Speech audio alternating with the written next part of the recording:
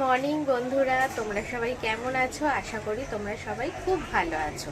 আমিও খুব ভালো আছি। দেখো সকাল হয়ে গেছে, আমারও চান টান কমপ্লিট। এবারে পুজো দেবো, দিয়ে এবার সব ঘরের কাজ করতে থাকবো আর তোমাদের সাথে শেয়ার করব আর অনেক অনেক গল্প করব। গোপু সোনার পুজো কমপ্লিট করে নিলাম, এবার চা বসাবো। অন্যদিন দুধ চা খাই, তবে আজকে ভাবছি কি দুধ চা খাবো না, একটু লিকার চাই খাই। কেন আজকে একটুখানি পরোটা খাওয়ার ইচ্ছা আছে। তবে পরোটা খেয়ে দুধ চা খেয়ে যদি অম্বল হয়ে যায়, তাই আজকে সকালে ভাবলাম একটু লিকার চাই আমার জন্য বসিয়ে দিই। আমি ছাড়া আর তো ঘরে কেউ চা খায় না, তাই অল্পই চা এনে রাখি। আচ্ছা, এইদিকে আবার কি করেছি, পরোটা যেহেতু খাওয়া হবে আজকে, এরকম সবজি কেটে আমি বসিয়ে দিলাম। এটা পরোটা দিয়ে খেতে খুব ভালোই লাগবে। আর একদিকে রান্না করতে করতে বাকি আজকে যা রান্না হবে তারও সব তরিতরকারিগুলো আমি কেটে নিয়েছি। তো যাক, এটা আজকে বেশি মশলাপাতি দেবো না, একটু হলুদ নুন মিষ্টি দিয়েই আজকে অল্প অল্প পাতলা মতো করে নামিয়ে দেবো।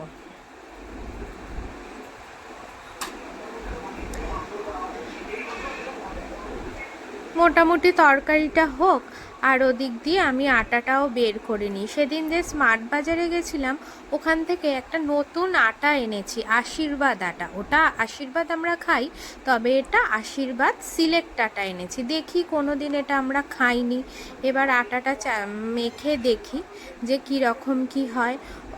এইবারের আটাটাও আমি মেখে রেখে দেবো, দেখি কতটা নরম হয় না কি হয়।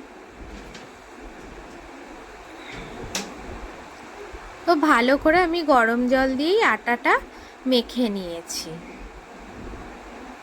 আর ওদিকে স্ল্যাবটাও এরপর আমি আস্তে আস্তে পরিষ্কার করে নেব।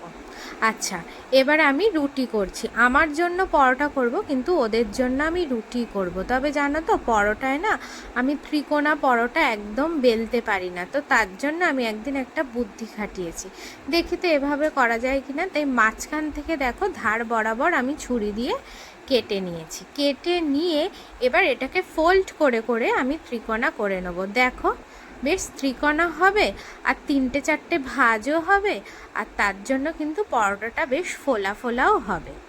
যত বেশি ভাঁজ পড়ে জানি ততই মানে ফোলা হয়। আমার মারা তো এমনিই করে, কিন্তু আমি আবার পারি না। ওই জন্য আমি এভাবেই ত্রিকোণা করে কেটে নিয়ে তবে আমি বেলে দিই। দেখো ঠিক ত্রিকোণা মতোই হবে। আগে এরকম বেলতে পারতাম না বলে ঠিকঠাক করে আমার খাওয়াও হতো না। তাই একদিন ভাবলাম দেখি তো এইভাবে কেটে দেখি তো যে হয় কি না। তারপরে দেখলাম যে হ্যাঁ, এভাবে তো ভালোই হলো, সুবিধাই হলো। আর ওই গোলটাকে আমি কি করেও ত্রিকোণা কিন্তু করতে পারতাম না, তাই জন্য আর করতামও না। এখন আবার পারি বলে বেশ এখন একটু একটু করে খাওয়া হয়। তো আমার জন্য দুটো পরোটাই বানাবো। আমার মেয়েটাও তেমন, কোনো লুচি পরোটা কিচ্ছু খেতে চায় না, খালি রুটি খায়। কি জানি ও কেন খেতে চায় না। অনেক বাচ্চারা তো খুব ভালোবাসে, আর এরা খায় না বলে আমারও খাওয়া হয় না, জানো তো। তা যাই হোক, এখন আবার আমি একটু মাঝে মাঝে ওদের করার পর আমার একটু করেও নিই। এই যে দেখো পরোটাটা হচ্ছে, বেশ ফুলেওছে আর নরমও হয়েছে। তবে দেখলাম এইবারের আটাটায় তোমার ওই আশীর্বাদ আটাটাই বেশি ভালো।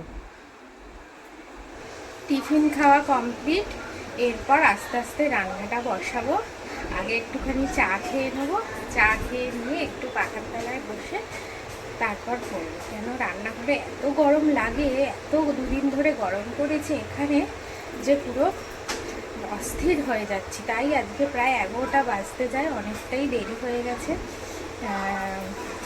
আজকে সবজি কাটতে কাটতে চলে গেছিলাম বাজারে। হঠাৎ করে দেখি আলু আর কাঁচা লঙ্কা নেই, তো তখনই আবার ছুটেছি বাজারে। তারপর এসে রান্না বসাতে একটু দেরি হয়ে গেল, টিফিনটাও প্রায় দেরিতে হয়ে গেছে, 11টা বাজে। তো এরপর আমি আবার চাটা খেয়ে রাখতে বসে। ওদিকে চাটুটাও ধুয়ে রেখেছিলাম, ধুয়ে মুছে এবার আমি প্লাস্টিকে তুলে দেবো। আমি না চাটুটা কিন্তু কখনোই মানে তোমার এই বেলুন চাকি বা চাটু বলো, আমি কখনো এমনি খুলে রাখি না, একটা প্লাস্টিকের মধ্যে মুড়ে রাখি। কেন, কোনো সময় ছোট পোকামাকড় যদি থেকে থাকে, যদি মুখ টুক দেয় বলা যায় না, যতই ধুয়ে নিই কেমন একটা লাগে না, ওই জন্য সবসময় আমি কিন্তু এগুলো প্লাস্টিকের মধ্যে মুড়েই রাখি। আর ওদিকে একদিকে মাছ বসিয়ে দিয়েছি, ভোলা মাছ এনেছে, আমার আবার ভোলা মাছ একদম পছন্দ না। ওদিকে দেখো আবার চড়াই চলে এসছে, এই দুদিন আসেনি, কি জানি কোথাও ঘুরতে গেছিলো কি না, তো আবার এসছে। আর এখানে আবার এই মাছটা হচ্ছে, আমি ভোলা মাছ খাই না, ওই কারণে একটুখানি মাছের ডিম রয়েছে, সেটাকে আমি বড়া ভেজে নেব। তা এই মাছটা আবার আমার মেয়ে আর আমার বর খেতে খুব ভালোবাসে। তো আজকে এই মাছটা আমি আলু পেঁয়াজ দিয়েই করব। ওরা বলেছে যে এই মাছটা একটু ঝাল ঝাল করে করবে, তা টমেটম দিয়েছি, আলু দিয়েছি, পেঁয়াজ দিয়েছি, ঝাল ঝাল করেই করছি। রান্নাঘরে একটার পর একটা করে রান্না করতে এই গরমে হাল পুরো খারাপ হয়ে যায়। আজকে চিচিঙ্গে ভেজেছি আর আমের চাটনিটাও হয়ে গেছে। আর এইদিকে এইটা হচ্ছে, কেন সব কিছু একেবারে শেয়ার করতে পারিনি, একদম গরমের মধ্যে দাঁড়ানো যাচ্ছে না, একে তো গরম, তার ওপরে রান্নার গরম। আর এ তো সমানে চিল্লেই যাচ্ছে, এর যে কি বক্তব্য, কি চায় আমি কিছুই বুঝি না। খাওয়া জল খাওয়া সব হয়ে গেছে, এখন কত কথা বলবে। দেখো কি কি রান্না হয়েছে, মাছের ডিমের বড়া হয়েছে, চিচিঙ্গে ভাজা হয়েছে, আমের চাটনি, মাছের ঝাল, আর এদিকে হলো ভাত। আবার আজকে মেয়ের নাচের ক্লাস আছে, বেরিয়েও যেতে হবে একটু পরেই।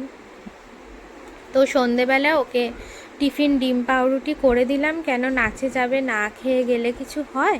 তাই এই যে দেখো, আমাদের বাড়ি থেকে নাচের ক্লাসটা অনেকটাই দূর, তাই অটো করে অনেকটা যেতে হয়, যেতেও অনেকটা টাইম লাগে, প্রায় আধ ঘন্টা মতো যেতে হয়। আর আমার বাড়ি থেকে বাস স্ট্যান্ডটা অনেক দূর, আবার আসতেও ঠিক অতটাই সময় লাগে।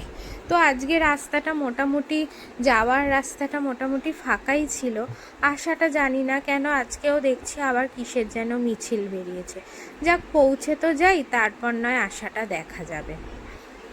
এদিকে সময়ও চলে এসছে, ওখানের বন্ধুরা ফোন করছে, কিরে তাড়াতাড়ি আয় তাড়াতাড়ি আয়, তো আমি বলছি যে যাচ্ছি, তোরা থাক, আমি আসছি।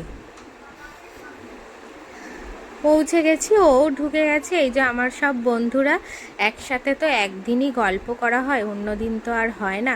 তো ওরা বললো কি চল, তোর হাতটা কতদিন থেকে ফাঁকা দেখছি, চল আজকে আমরাও দুটো নেল পালিশ কিনবো, তুইও কিনবি আর পরবি, হাত ফাঁকা রাখবি না। আমি ঠিক আছে, এই যে দেখো এই দুটো নেল পালিশ আবার ওরাই আমাকে পছন্দ করে কিনে দিল। তা বললাম দে, তোদের যেটা পছন্দ তোরা সেটাই কেন। তো দেখো রং দুটো কত সুন্দর হয়েছে। বাড়ি চলে এসেছি, ডান্স ক্লাস থেকে নিয়ে বাড়ি চলে এসেছি, এখন প্রায় 9:30 বাজে, কিন্তু এসে এখন আবার আমাকে রান্না করতে হবে, কেন কালকে ওর দুখানা ক্লাস আছে, আমাকেই তো নিয়ে যাওয়া নিয়ে আসা করতে হবে। তারপর আবার সকালের দিকে শুনছি যে কারেন্টও থাকবে না, জল থাকবে না, এবার ওই অন্ধকারের মধ্যে কি করে রান্না করব, আর দুটো জায়গায় নিয়ে যাওয়া নিয়ে আসা কীভাবেই বা করব, একটা ক্লাস একদিকে আর একটা ক্লাস আর একদিকে, তো সারাদিনই প্রায় ওকে নিয়ে আমাকে ব্যস্ত থাকতে হবে। সেই কারণে এখন এসে একটু 5 মিনিট বসে আবার আজকের রাত্রের আর কালকে সকালের রান্নাটা আমি এগিয়ে নেব। চলো এখন আমরা রান্না করি। এদিকে একটু আলুর দম বসিয়েছি আর ওদিকে একটু ভাত বসিয়ে দিয়েছি। ভাত তো আমার মেয়ে খাবে, আর আমাদের একটু রুটি নিয়ে এসেছি, আলুর দম দিয়ে রুটি খেতে কিন্তু খুব ভালোই লাগে, তাই আলুটা ভাজছিলাম। তা এত ঘেমে গেছি আর রাতও হয়ে গেছে, তো আমার বড়ও চলে এসছে অফিস থেকে, ও বললো ঠিক আছে তুমি যাও, বাকিটা আমি সামলে দিচ্ছি। বললাম আচ্ছা ঠিক আছে, চলো আজকের মতো এখানেই ভিডিওটা শেষ করলাম, ভালো থেকো।